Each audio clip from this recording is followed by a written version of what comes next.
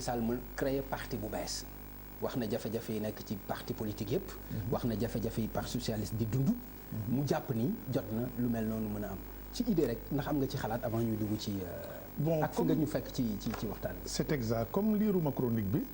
pour commenter ko dana xaw miti parce que dama dul xam fan lay embrayer. ak naka laa mën a articuler ma pensée. d'accord parce que le président Mao Tse-tung daan na wax ne sans enquête on n'a pas droit à la parole. alors donc je ne peux pas commenter un texte que je n'ai pas lu. par contre ci sa question bi am na aspect boo xam ne bii neex na ma lool moo di le destin le sort du parti socialiste.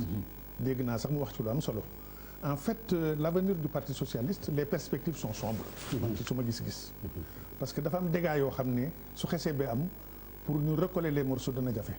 Wolof Njaay danay wax ne ndox su xesee ba tuuru pour an ko du yombati. alors bi coow li amee su nekkoon ñoom jëloon nañ la doctrine de Senghor comme bréviaire maanaam comme livre de bord dañu waroon a def un socialisme à hauteur d'homme. ce qui veut dire que les crises à l'intérieur du parti socialiste doivent trouver une solution de débat, une solution de discussion, une solution de consensus. Malheureusement, à la différence de Senghor qui pratiquait sur le plan doctrinal un socialisme à hauteur d'homme, parce que soo gisee Senghor mu daan wax socialisme à hauteur d'homme, c'est par rapport par exemple au communisme qu'il considérait comme totalitaire, comme broyeur des hommes. Alors Senghor nag mu ne son socialisme est un socialisme démocratique à hauteur d'homme, donc profondément humain. Malheureusement, quand il y a eu la crise à l'intérieur du Parti socialiste, au lieu de pratiquer ou bien de se référer à la doctrine senghorienne du socialisme à hauteur d'homme, ñoom dañ def un socialisme à hauteur de code pénal. ñu yóbbu seen yëfi tribunal. alors loolu nag su amee ci parti bu mel ni parti socialiste parce que un parti socialiste n'est pas un parti libéral. un parti socialiste a des valeurs. avant d'avoir des stratégies. Il a des valeurs avant d'avoir des perspectives économiques, avant d'avoir une lecture géopolitique des événements. Son socle mooy les valeurs. bañ demee nag ci tribunal ca la yëf yi commencé yàqu. léegi nag pour aller vite l'avenir ne sera pas trop clair. parce que on est en politique on n'est pas en religion on n'est pas en philanthropie. politique amul yërmande. on est dans une alliance au sein de Benno Bokk Yaakaar. le président Macky Sall est un homme politique. et tout le monde sait que en français comme en politique une alliance n'est pas une amitié. alliance la rek il y a des intérêts qu'on a emboîtés. à un moment donné on peut les désemboîter si c'est nécessaire. et tout le monde sait qu'en politique l'alliance est une alliance entre alligator et crocodile. parce que c'est un jeu d'intérêts c'est pas des cardinaux c'est des politiciens. alors de telle sorte qu'aujourd'hui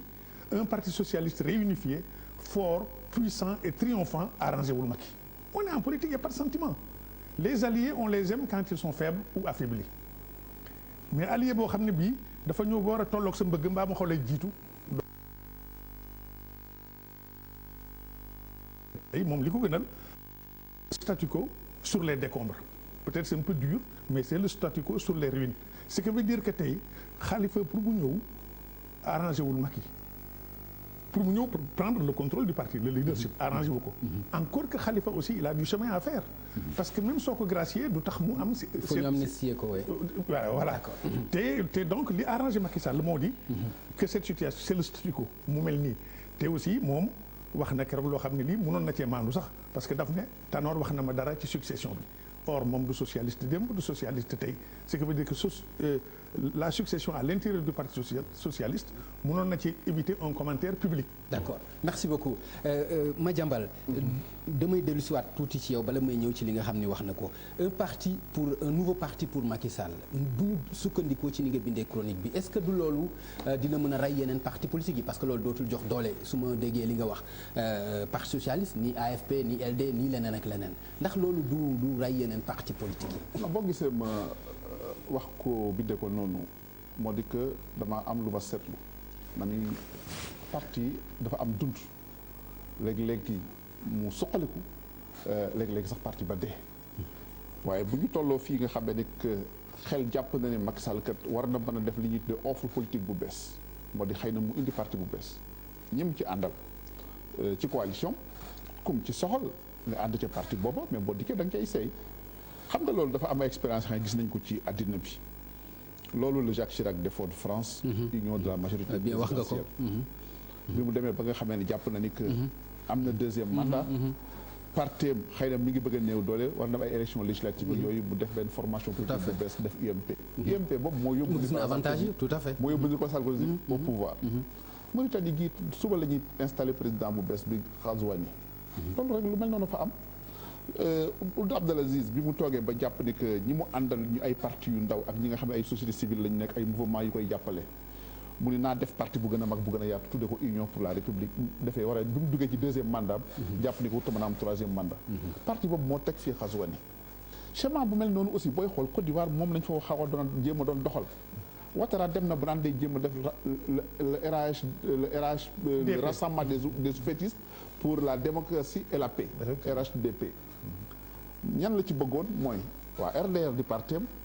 ak waa PDC yi nga xam ne ñoo nekkoon parti béjee xëy na loolu yàlla sottaliku ko ba nga ni ñàkkul sax ay na loolu moo xar PDC yi bu Laurent Bédié kon loolu yëpp ay pexe la yoo xam ne dañ koy nas pour jéem a continuer sa action politique néew ma Macky Sall daf koy def nag wax dëgg yàlla néew ma aussi lu mu nar a def la mais solution la bu taxaw bu ko neexee mu yem ci APR di jàpp ni kat man mi may APR ku soxla ñëw ci man ñi nga xam ne dañu man may vago locomotive bi wagon yi nañu topp ci man waaye bu ko neexee tamit mu ni naa boole ñëpp mu nekk genn kër li nga xam ne moo ci nekk moo di même bu fekkoon Macky Sall tey nee na day yem ci APR du créer parti bu bees jàpp ma ni APR gii nga xam ne ni muy doxee nii ak ni mu nekkee kenn jiitewul kenn seeful kenn ku ne yaa moom sa bopp jàpp ma ni que lii mën naa wéy d'accord kon nag fu ñu jaar daañu ci wut ay pexe voilà Babacar liiruloo chronique bi mais dégg nga sens bi quand même waaw sens bi dégg nga ko muy parti bu bees mais li ma ko wax aussi mooy parti boobu bees boobu mooy rey yeneen parti yi nga xam ni vraiment moo daanaka dee nañ ba pare moo leen di doggali sax la ñuy wax bu loolu aussi lan la mën a jur ci ëllëgu politique ci Sénégal ak ci démocratie pour yow d'après moom ni mu ko bu fekkoonte ni noonu loolu egg nañ ci d'après moom ni mu ko décrire encore que man liiruma article bi xam naa ne recomposition moo nekk à l'horizon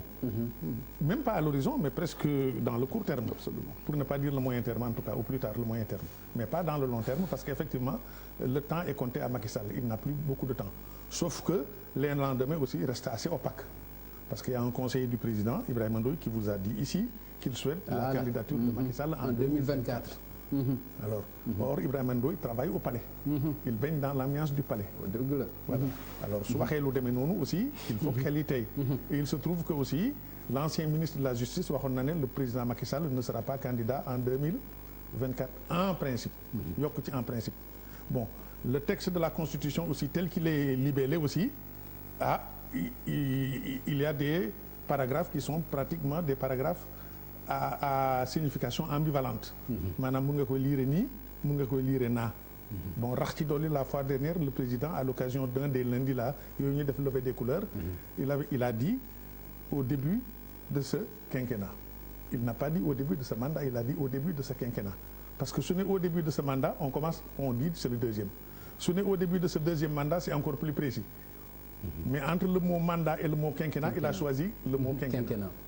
alors or tout le monde sait que le verbe n'est pas innocent en politique mais enfin li ci kanam moom rawuti bët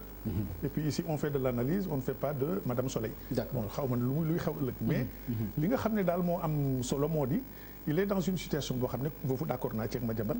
il est obligé de se renforcer parce qu'en vérité aussi le président n'a pas eu beaucoup de temps d'accord ndax dafa créer son parti fin 2008 il est arrivé au pouvoir en 2012 ce qui est exceptionnel en Afrique parce qu'en Afrique la lutte pour le pouvoir et surtout la conquête du pouvoir c'est la longue marche de Mao Tse-tung Abdoulaye Wade a fait 26 ans alors Alpha Condé combien d'années Konaré combien d'années ainsi de suite donc moom finalement dafa ñëw rek il est arrivé aux affaires alors il a été pris au cœur des affaires dans les affaires et par les affaires de telle sorte que xam naa il n'a pas eu le temps de réorganiser son outil de combat bon nag ce qu'il dit effectivement est une lecture qui est une lecture plausible d'accord Madiambal parti bu bees mu doyee ko lan moom président Sall doyee ko lan xam nga parti politique yemul fenn comme ni ko Babacar Justin waxee xamuñu luy xew ëllëg président nee na wutul beneen mandat doxul tànk yooyu waxewu ko géntu ko xalaatu ko loolu la wax xëy na am na ñeneen ñi nga xam ne bëggoon nañu mu troisième mandat bu ko wutee tax yàlla dina ko mayam du ko may kooku beneen affaire la ndax sénégalais lañ ko jox wala ak lu sénégalais taxawee kooku àggaguñ ci loolu xamuñu lu ëllëg di demee d'accord beneen parti mais lu wér te woon moo di beneen parti mu doyee ko lan mu ko jëriñ lan mu doy xanaa jàpp ma ni que Macky Sall yaakaar na ni même bu doon yem 2024 te loolu laa jàpp ni ba léegi xalaatul action politique am wala parti bi mu taxawaloon bu demee 2024 mu dee kon war na ko mucc kii koy woytu xanaa bu amoon xanaa war naa fexe ba nga xam ne ki koy wutu ci ay ñoñam moo ko war a gënal ab jàmbur kon nag loolu formation politique la koy may kon nag wërta mën a taxaw ni daal dootul def politique wala man li ma am naa ko soxla naa ñaari mandat naa ci fóot sama loxo loolu benn homme politique bu responsable du ko def Abdoulaye Wade nii daa jógee dañ koo gagné du daa téye partem kon lu tax Macky Sall bu ñu ko gagné du téye partem wala bu demalee ba jaxal ñu ñaari mandat du téye partem am nañu ko def ci yeneen réew xaw ma lu ëllëg di téye partem ak créer beneen parti bu fort am na différence. non mais téye partem mooy créer parti bu fort rek téye partem c'est la même chose parti bu bees bi. moo di parti bi ko yóbbu au pouvoir. parti bi ko yóbbu au pouvoir bu fekkee bëgg naa toog au pouvoir wala bëgg na ay ñoñam toog au pouvoir. kon il faut mu am parti bu am doole. damaa jàpp ne parti bu am doole moo di pexe bi lenn la mooy def parti bu bees. bu mu mënta def parti bu bees mu téye partem dooleel ko. waaye fi mu toll nii jàppuma sama xel nanguwul ni Macky Sall dina rey partem ndaxte fi mu toll nii am na ay élections yu ñu jëm élection législative a ngi fi élection locale a ngi fi lu budul sax élection présidentielle foofa il faut mu am parti bu taxaw muy bosam bu gën a yaatu boo ànd ak ay alliés wala bosu boppam moom cote foofu kon nag foofu fu mu jaar dina am li ñuy wax un outil politique un instrument politique loolu moo tax ma ni sama xel jàpp na jaadu na mu indi parti bu bees pour gën a yaatal jabootam gën a dooleel parti bi parce que am na ña nga xam ne nag bu ñu waxante dëgg ña nga ci ñi ngi liggéey ak Macky Sall wala jàppalee Macky Sall xëy na xalaatu dugg APR te xëy na boo amoon parti bu bees ñooñu dinañ ñëw dooleel ko te parti bu bees dafa soxla xëy na même bu defoon parti bu bees mu def offre politique bu bees maanaam discours wala programme wala mu indi loolu nii dina gën a intéressé yenn Sénégalais wala mu gën a intéressé ay jeunes wala mu gën a intéressé ay jigéen wala mu gën a intéressé beneen catégorie sociale am na ñi nga xam ne tey nit ñu gisee APR di ko doxee suur nañu APR ak lu ci taq kon ñooñu boo leen bëggee woo xëy na nga dañu leen jox leen lu bees lu APR googu. d'accord comme ñi nga nekk tamit waa APR ji ci biir am na ñi nga xam ne xëy na seen xel xalaatul ñu xajal keneen wala ñu créer parti bu bees kon ñooñu aussi mën nañoo bañ. wala mer nañu sax ba bëgg a dem feneen. wala ñu nekk ci seen moo tax man la politique. d'accord dafa nekk loolu nii. bis bu yàlla sàkk. mën naa am lu bees la xam ne war naa wund lu leneen. d'accord.